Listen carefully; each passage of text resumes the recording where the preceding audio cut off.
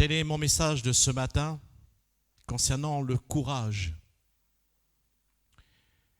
Le courage que parfois nous croyons avoir et nous l'avons point.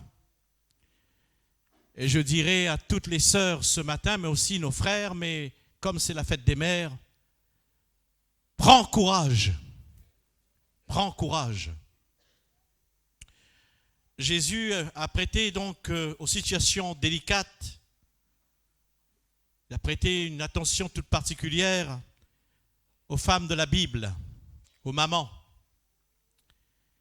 Jésus n'est pas indifférent à leur situation, il ne méprise pas ces femmes, il n'encourage pas aussi le mépris à l'égard des femmes, sous quelle que soit donc la forme, mais il est attentif à la situation des femmes, et plus particulièrement en ce jour de fête de mère.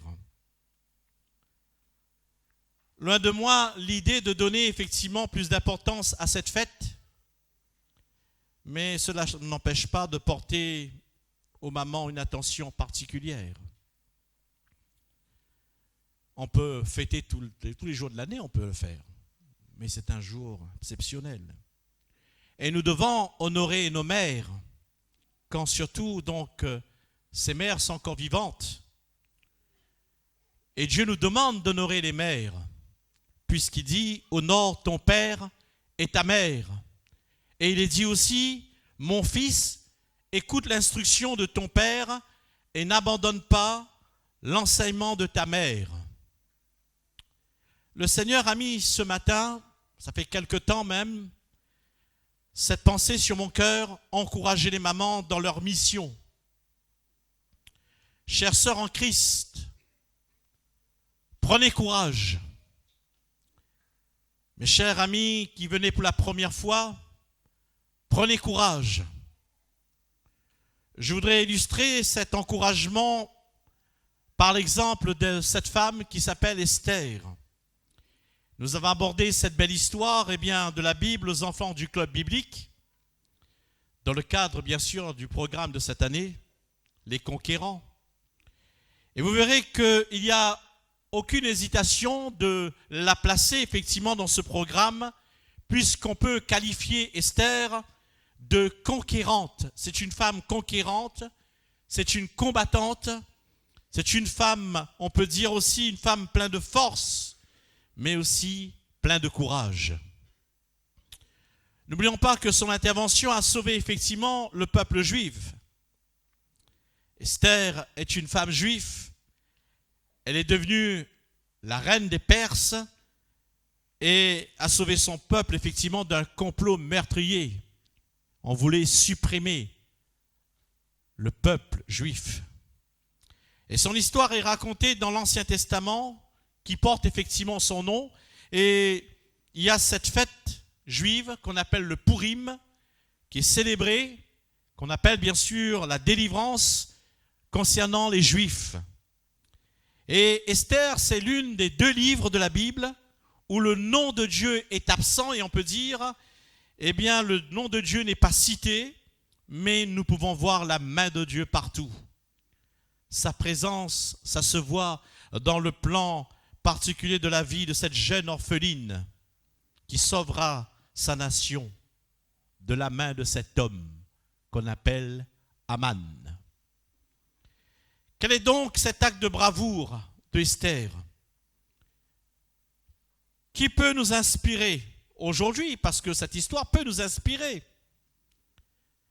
Comme les femmes de notre assemblée, mais bien plus encore les mamans de la paroisse de Sainte-Suzanne. Ouvrons bien nos cœurs et laissons le Saint-Esprit parler au cœur. À travers de cette histoire, on va découvrir les sources du courage, parce qu'il y a les sources du courage, mais il y a aussi les manifestations, mais on peut dire aussi les conséquences du courage.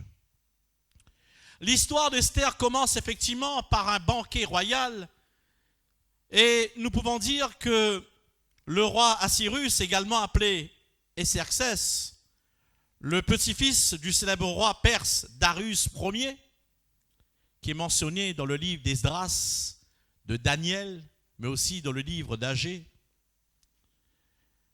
L'empire est un empire immense. Et la Perse, c'est un territoire assez immense, puisqu'elle couvre, elle est occupée effectivement aujourd'hui par la Turquie, par l'Iran, par le Pakistan, par la Jordanie, mais aussi l'Arabie Saoudite. Cela montre que c'était vraiment un empire immense. Et la Bible dit, lors d'un festin, le roi va demander à la reine Vashti d'apparaître devant l'ensemble, effectivement, des officiers pour montrer sa grande beauté. Et la Bible dit que cette femme va refuser d'être comme un cirque au milieu de ces hommes.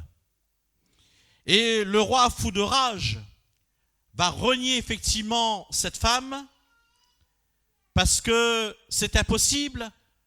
Le roi se laisse emmener par le bout du nez par une femme et il va renier effectivement cette femme.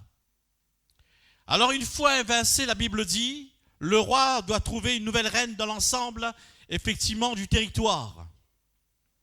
Et l'histoire raconte, il y avait à peu près 400, je dis bien 400 femmes qui va remplir l'harem de ce roi pour servir de candidate au titre de reine. Ces femmes doivent passer effectivement par un mois de traitement de beauté avant de rencontrer le roi. C'est intéressant, sœur, n'est-ce pas? Un mois de beauté, payé aux frais de la princesse. Ensemble, on voit que, évidemment, donc, nous devons aussi prendre soin de nos corps. Nous devons prendre soin de nos corps. La Bible déclare, je te loue car je suis une créature si merveilleuse. Chère sœur, vous pouvez louer le Seigneur parce que vous êtes belle. Vous êtes la beauté du Seigneur. Certes, il y a la beauté physique parce que Dieu fait les choses parfaitement. Et quand on considère notre corps et tous ses mystères, on peut dire que nous pouvons que déclarer, il est vraiment le Créateur qui fait des choses parfaitement. Dieu vous a fait belle, Dieu vous a fait merveilleuse, et n'en doutez pas, même si on vous dit le contraire. Le monde a tendance à donner des modèles, des types de beauté, et il peut arriver qu'on cherche à s'identifier à ces critères. Et nous voulons faire comme les autres. J'ouvre la parenthèse. Pendant hier, surtout, dans un magasin de parfums, tous les parfums sont bons. Parce que tout. Oui ou non? Et puis, ils ont mis à l'entrée l'image d'une actrice. Certes, le parfum sentait bon. Mais il y avait d'autres parfums qui sentaient aussi bon. Mais le fait que c'est cette actrice, je ne vais pas faire la pub, hein. Il y a cette actrice qui est là. Alors tout le monde court sur ce parfum. Je veux être comme. Et pourtant, il y avait d'autres parfums. Ne cherchons pas à les imiter. Gardons notre identité. Et proclamons ce matin avec assurance, je te loue de ce que je suis une créature si merveilleuse. Amen. Mais il y a une dimension morale dans cette affaire, il y a une dimension spirituelle bien plus grande. Il est surtout de la beauté du cœur, mais je peux dire aussi la beauté de l'âme. Revenons sur l'histoire de Esther. Esther qui veut dire étoile. C'est le nom persan donné à Hadassa, parce qu'elle s'appelle Hadassa, qui signifie myrrhe, arbuste humble. Et donc les feuillages possèdent une odeur vraiment extraordinaire, et ces feuillages restent toujours verts. Esther est juive. Elle est la cousine benjamite de Mardoché, qu'il a pris comme protecteur. à la mort de ses parents. Mardochée joue un rôle aussi important, un rôle au sein du palais. Il est au sein du gouvernement perse. Et la Bible dit que Esther va gagner la faveur du roi. La Bible déclare que le roi préféra Esther à toutes ses femmes. Moi, je pense qu'il y avait d'autres femmes qui étaient plus jolies qu'Esther, mais le cœur a parlé. Il a vu dans Esther, il y avait quelque chose de différent. Il va choisir Esther comme reine. Dieu est à l'œuvre dans nos vies, il conduit les choses comme il veut. Avec le Seigneur, il n'y a pas de hasard. Il est au contrôle et il peut disposer le cœur de nos ennemis en notre faveur. C'est lui qui nous élève. Et je peux dire que Mardochée lui conseille de ne pas révéler ses origines juives en disant « Ne dis rien pour l'instant. Fais silence. » Et puis le roi nomme Aman, un grand vizir du royaume perse qui dirige les affaires du roi. Cet Aman, c'est un homme méchant qui méprise les Israélites. Il est le descendant d'Agag, le roi des Amalicites, le peuple ennemi juré d'Israël. Aman, quand Aman voit les Juifs, Aman ressent une profondeur, vraiment il y a une profondeur en lui, il y a une haine profonde dans Aman quand il voit ce peuple juif. Il a de la haine, il y a des préjugés à l'encontre d'Israël. Il ne peut pas supporter les Juifs. Et dans son orgueil démesuré, Aman a ordonné aux représentants de la couronne qui siègent au palais et surtout à l'entrée de s'agenouiller devant lui, l'honorer. Mais il y a un homme qui s'appelle Mardochée, lui il refuse de s'incliner. Et Aman a fait le vœu de punir Mardochée, d'exterminer tous les Juifs installés dans tout le royaume. Alors il va mettre en place un genre de génocide et il veut toucher à peu près 15 millions, je dis bien 15 millions de Juifs. Et pour cela, il va tirer au sort pour que cela, il y a une date, ça correspond à une date. Il va donc faire ce complot, il va jeter le Purim, ce qui veut dire le sort, et cela va tomber le mois de mars. Il va persuader le roi que ce peuple juif, c'est un danger pour la nation, c'est un danger pour le royaume. Et le roi va effectivement édicter un décret ordonnant d'exterminer, massacrer, supprimer tous les juifs, jeunes, vieux, petits, qu'importe, et piller leurs biens. Voilà ce que le roi a signé. Et quand le peuple juif a entendu cela, c'est la consternation, c'est la désolation. La Bible dit que Mardochée, quand il a entendu cela, cet homme a déchiré ses vêtements, il s'est couvert d'un sac de cendres, il a poussé des grands cris amers en disant « Mais pour quelle raison? Eh bien, on veut nous exterminer. » C'est le peuple de Dieu. Mardochée est dans la désolation. Et puis Mardochée va envoyer Attaque, l'un des eunuques du royaume, pour prévenir sa cousine Esther, de lui demander donc d'intercéder auprès du roi perse. Et il va dire, qui sait, pour un temps comme celui-ci, tu n'es pas parvenu à la royauté. Qui sait? Pour un temps comme cela, pour sauver le peuple. Nous voyons encore une fois que Dieu est à l'œuvre pour délivrer ses enfants. Dieu a toujours un plan. Dieu ne manque jamais de plan, il a toujours quelque chose. Et il fait concourir toutes choses pour le bien de ceux qu'il aime. Tout arrive pour un but avec le Seigneur.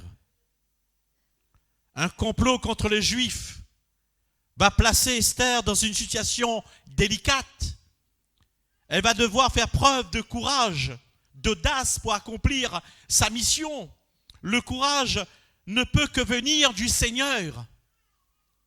Tu peux dire j'ai du courage, mais quand on est rempli du courage qui vient d'en haut, coûte que coûte, on avance.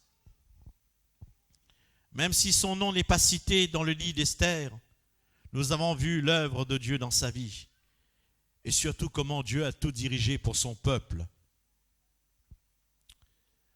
Alors, voyons ce matin les sources du courage. Pour ceux qui disent souvent « j'ai courage », quelles sont les sources? Abandonne la première source du courage. Parfois, ce sont des situations difficiles, délicates, à laquelle on peut faire face. Et le courage est une vertu qui permet d'entreprendre les choses difficiles, en surmontant la peur, en affrontant le danger. Mais je peux aussi dire la fatigue parfois. On est fatigué. Une chose difficile face à cette demande de son cousin d'intervenir. Cette femme, elle éprouve la peur, l'effroi. En effet, il existe une loi qui est prescrite concernant une peine de mort contre quiconque se présente au roi sans avoir été appelé. C'est écrit. Et le seul moyen d'échapper à cela, il faut que le roi tende son sceptre. Or, Esther n'a pas vu le roi depuis 30 jours. A-t-elle encore la faveur du roi? Esther met sa vie en danger. Esther, sa vie est en jeu. Esther risque la mort. Et si elle se tait, on peut dire le secours et la délivrance viendront d'autre part. Comment vaincre la peur de mourir? Car elle risque bien sa vie si elle se présente devant le roi sans avoir été invitée. Quelle est ta situation? Certes, nous ne sommes pas tous les jours confrontés à une situation difficile, là où nos vies donc est en péril. Mais parfois, certaines situations créent en nous un état de peur, de souffrance, de terreur, d'angoisse. Les mots ne suffisent pas. Qu'on pense être au bout du bout, comme si notre vie est en danger, n'est-ce pas? Combien de situations, malheureusement, nous subissons? Le stress du travail, le stress avec les enfants rebelles, le stress de la maladie, le stress de la douleur, la souffrance physique et même morale, les soucis du couple, les relations qui sont difficiles. La liste est longue, mais je suis sûr que tu te reconnais. Alors je te dis, prends courage, prends courage. La deuxième source du courage, la conscience de ses faiblesses. On peut dire aussi l'humilité. Quand Esther apprend la menace qui pèse sur son peuple, mais aussi sur sa propre vie, elle ne va pas compter sur sa force, ni sur sa capacité, et même sur sa position ou ses relations, puisqu'elle est reine. Mardochée dira dans sa lettre, ne t'imagine pas que tu t'échapperas seul d'entre les Juifs parce que tu es dans la maison du roi. Car si tu te tais maintenant, le secours et la délivrance viendra d'ailleurs. Et Esther a conscience du danger. Elle a peur. Ça vous est déjà arrivé d'avoir ce genre d'émotion qui surgit quand vient la menace, l'épreuve. On a la trouille, le trac. Et notre position de chrétien, bien que nous sommes chrétiens, n'échappe pas. Nous sommes tous exposés et personne n'échappe à cela. Et qui sait, c'est pour un temps comme celui-ci que tu es parvenu à la royauté. Qui sait, pour un temps comme cela, Dieu ne t'a pas permis, eh bien, il t'a permis d'être chrétien. Il t'a permis, eh bien, d'arriver à telle ou telle situation. Qui sait? C'est l'appel d'Esther qui entre dans le plan divin du salut pour son peuple. Dieu a un plan et il accomplira comme il le veut, et Dieu atteint toujours son but avec qui il veut. Je dis bien avec qui il veut. Cela ne dépend pas de celui qui court, de celui qui veut, mais avec qui il veut. Alors comme Esther, ayons l'humilité de reconnaître ce matin nos faiblesses, nos incapacités, nos doutes, nos mauvaises réactions face aux difficultés. Ayons conscience à l'appel que Dieu nous a adressé. Tu te rappelles ce matin de son appel? Il t'a appelé toi aussi à entrer dans son plan divin. Il a une mission pour toi. Le but, c'est sauver des âmes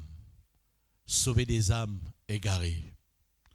Troisième source du courage, c'est le jeûne et la prière. Esther va rassembler effectivement tous les Juifs à Suse pour qu'ils jeûnent. Et il demande de prier sans manger ni boire pendant 3 jours. Ni la nuit, ni le jour. Il faut continuer. Elle demande la prière, le soutien à ses semblables. Elle demande de prier pour elle. Priez pour moi. Priez pendant ces 3 jours. Ne vous relâchez point. La source du courage vient de la prière. Mais je peux dire, la source du courage vient aussi de l'intercession de l'Église. N'ayons pas peur, frères et sœurs.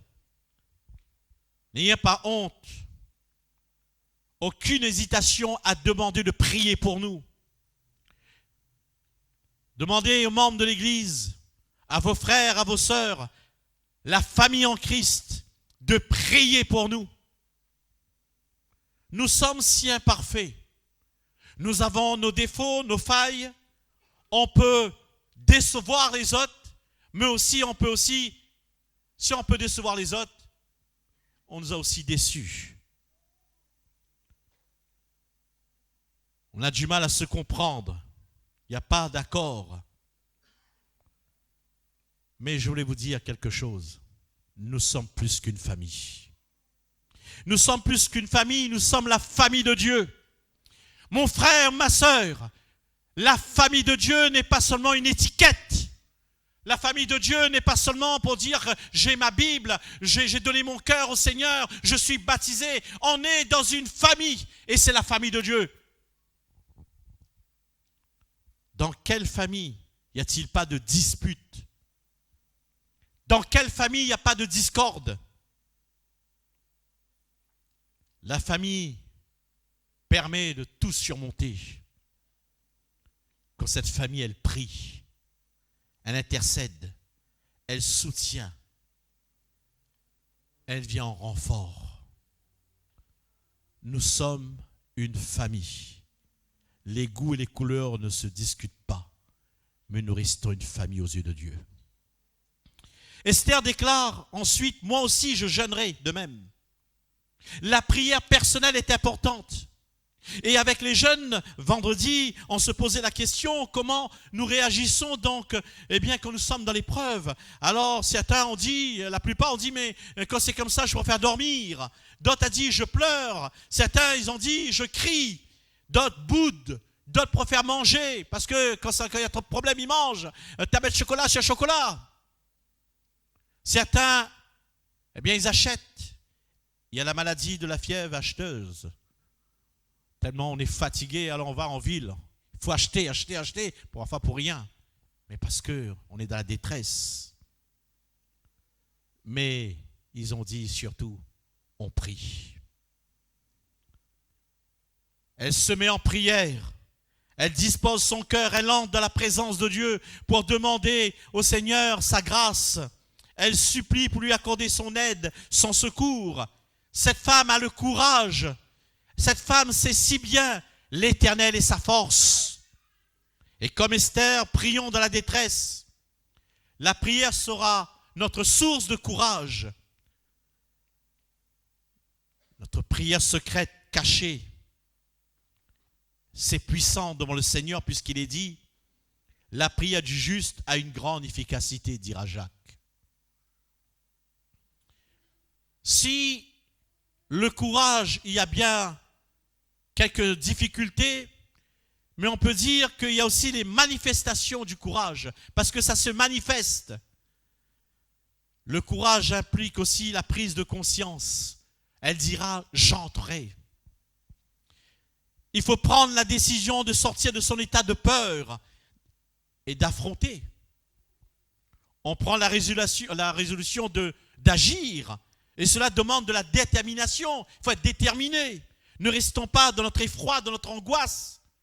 Notre colère, parfois même, prenant une ferme décision d'affronter la difficulté. Et nous savons qui se cache derrière tout cela. Ce n'est pas seulement Aman, mais il y a une puissance de ténèbres qui veut diviser, casser, briser, détruire la famille de Dieu. Sortant de notre abattement. Viens à l'action. En entreprend, on agit. Esther va affronter sa peur en se rendant à la présence du roi, dans cette présence envers et contre tout. Même si elle doit risquer sa vie, elle est déterminée après avoir prié. Quel courage, quelle force de caractère, quelle foi. Elle fait preuve de courage. Et Dieu est avec nous, comme Dieu est avec elle. La confiance. Elle dit, coûte que coûte, j'irai. Même si je dois périr, je périrai, mais j'irai.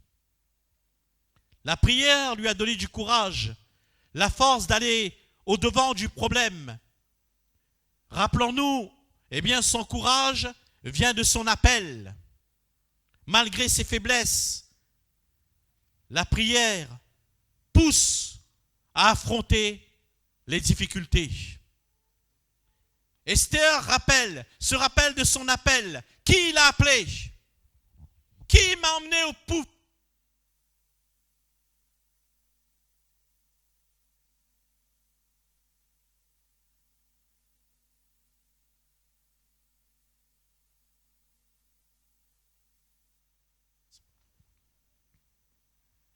Et puis il y a les conséquences du courage.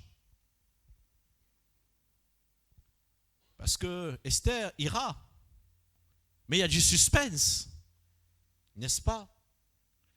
Que va-t-il se passer? Va-t-elle périr? Et à ce moment-là, quand Esther entre dans la présence où il y avait ces hommes, ces soldats, la loi des Mèdes et des Perses était bien présente parce que tu ne peux pas entrer dans la présence du roi sans avoir été invité. Elle ira au péril de sa vie. Et puis à ce moment-là, elle va avancer. Et tout le monde savait que Esther allait mourir. Mais Esther, même dans sa peur, elle savait l'Éternel était avec elle.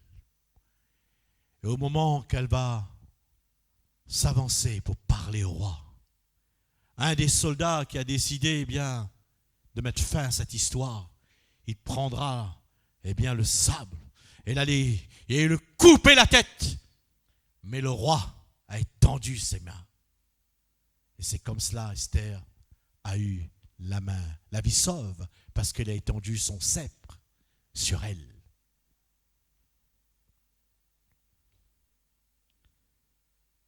Première conséquence, la réponse à la prière. Lorsqu'elle voit que le roi a étendu son sceptre d'or sur elle. Dieu est grand et puissant pour nous aider à affronter nos peurs. Il a le pouvoir de disposer, encore une fois, le cœur de nos ennemis. Dieu entend nos supplications. Il nous secourt. Dieu honore celui qui lui fait confiance. Il se souvient de nous. Il nous accorde sa grâce, sa bénédiction. Deuxième conséquence, la victoire sur la peur. Et à ce moment-là, Esther va vaincre sa peur en plaidant sa cause. Parce que le courage, ça se paie. Elle va parler de ce genre de génocide.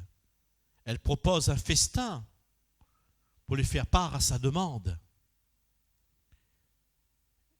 Et de son côté, Mardochée refuse de prosterner devant Aman. Et comme Aman a eu la faveur du roi, pour qu'on puisse pendre, mais cependant, il y a quelque chose qui s'est passé, c'est que dans cette prière, ce roi s'est souvenu de Mardochée qui a déjoué un complot contre sa vie.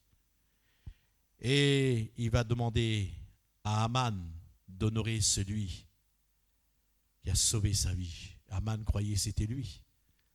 Mais il va promener Mardochée dans toute la ville. L'homme qu'il déteste le plus du monde, il va proclamer en disant « Il faut louer un tel homme ». Mardochée sur le cheval et Aman à pied. La peur a disparu parce que quand on dispose nos cœurs dans le Seigneur, Dieu nous apprend à prendre la victoire sur la peur. Comme Esther, nous pouvons être victorieux de la peur. Pourquoi vous ne dites pas Amen? Puisqu'il est dit, je ne suis plus esclave de la peur. Nous le chantons, n'est-ce pas? Sans Dieu, cela n'est impossible. C'est pas possible.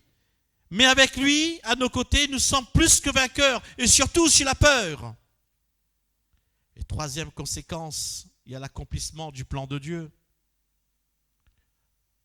Esther a invité le roi chez elle, accompagné bien sûr de Aman. Et à ce moment-là, qu'est-ce qui se passe?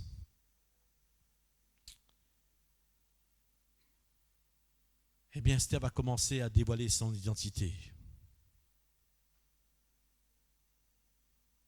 Il va commencer à dévoiler son identité. Il va dire ce que Aman a préparé, ce que Aman est en train de faire. Elle va dire, je ne suis pas Esther, mais je m'appelle Hadassa. Hadassa. Et le peuple, le roi avait du mal à comprendre. Hadassa, Esther, mais qu'est-ce qui se passe? Maintenant, elle me dit qu'elle est juive. Le roi fou de rage va sortir, eh bien, de cette maison. Il est tellement en colère. Il est sorti un moment. Et puis, Aman, voyant bien sûr que Esther est en train de perdre la faveur du roi. Et qu'est-ce qu'il va faire? Il va sauter sur Esther. Et le roi, à un moment donné, va revenir dans cette maison, voyant que, eh bien, Aman est en train d'attaquer à son épouse. Et le roi va ordonner que Aman soit pendu à sa propre potence. Et je dis souvent, le diable, qu'est-ce qu'il fait? Il fait un trou et c'est lui qui tombe dedans. Et c'est comme cela donc Mardochée va prendre la place d'Esther, plutôt donc de Haman. Et il va rédiger quelque chose, vu que les édits du roi sont irrévocables, et il va rajouter cela, que tout juif a le droit de s'armer, de défendre. Et le jour du massacre, personne n'a osé attaquer le peuple juif. Personne. Parce que la main du Seigneur était dans cette affaire. Et ce jour est fêté par les Juifs jusqu'à maintenant. Cela rappelle le courage d'Esther qui a fait preuve de se présenter devant le roi et de sauver le peuple. Et à chaque anniversaire, on lit le livre d'Esther. Le courage permet de vaincre la peur. mais aussi d'accomplir le plan de Dieu. La foi et le courage d'Esther attestent que il faut avoir la confiance en Dieu. Sa vie nous montre que Dieu est souverain, que Dieu fait comme il veut, comme il entend. Dieu montre qu'il est au contrôle de nos vies. Il agit dans tous les domaines. Il fait concourir toutes choses au bien de ceux qu'il aime. Ma sœur, ne t'inquiète pas, Dieu est au contrôle de ta vie. Même si tu te sens dépassé, il est avec toi. Nous ne savons pas certainement ce que le Seigneur est en train de faire. Mais on finit toujours par comprendre pourquoi nous avons traversé telle ou telle expérience. Vous voyez, avant de terminer, c'est comme les pièces de puzzle de notre vie qui s'embriquent petit à petit. Et puis à un moment donné, on commence à voir la forme. Et à un moment donné, on réalise, mais c'était ça le plan de Dieu. Tout comme Esther, nous étions au bon endroit, mais aussi au bon moment. Si nous laissons le Seigneur conduire et que nous ayons ce courage qui vient d'en haut. C'est pour cela, Dieu dira, ne t'ai-je pas donné cet ordre? Fortifie-toi, prends courage. Ne t'effraie point, ne t'épouvante point, car l'Éternel, ton Dieu, est avec toi dans tout ce que tu entreprendras. Ce matin, mes sœurs, que Dieu vous bénisse, que Dieu vous encourage. Ne soyez pas dans l'abattement, ne soyez pas effrayés, mais comme Esther, armons-nous de courage et laissons le Saint-Esprit prendre les choses en main et nous soyons obéissants jusqu'au bout. Alors, j'aimerais bien prier pour nos sœurs. Je voudrais prier pour toutes les mamans. Si je prie pour toutes les mamans, certes c'est la fête des mères, mais je ne vais pas faire du favoritisme. Alors je demandais à toutes les sœurs de se mettre debout, bien qu'il y a c'est la fête des mamans. Mettez-vous debout les sœurs.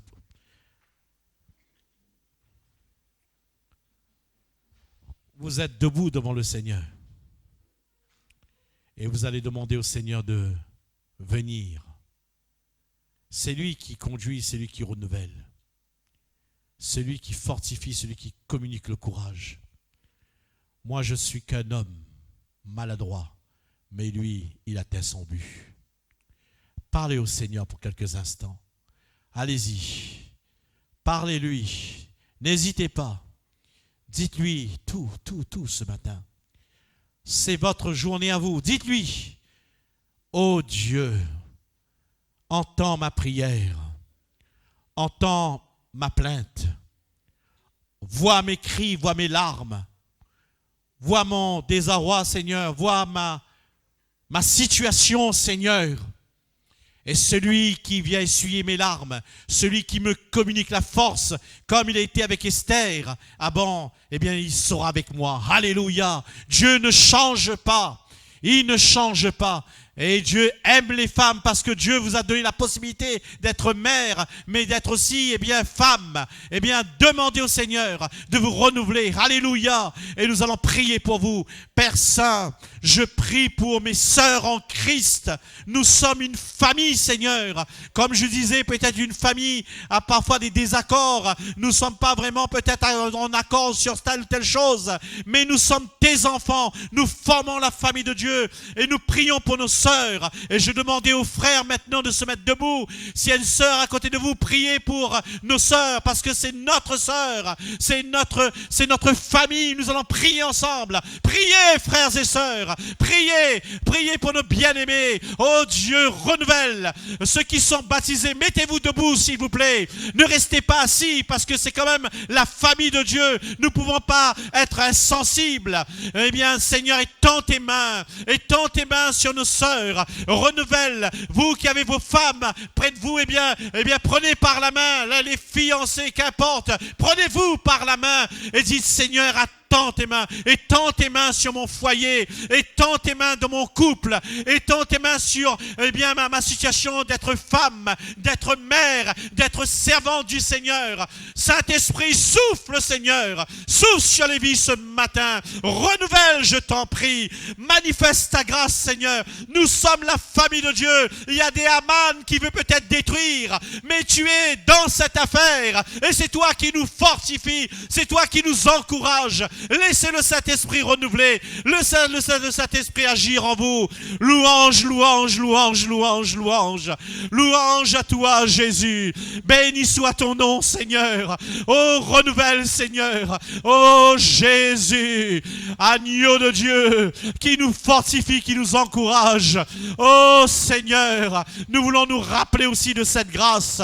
Si le peuple juif se rappelle d'Esther, nous nous rappelons aussi, Seigneur, tu es mort à la croix pour nous et tu es ressuscité, Seigneur. Alléluia. Bénissez l'Éternel de tout votre cœur et soyez renouvelés de la part du Seigneur. Oh Jésus, merci Seigneur. Amen. Amen.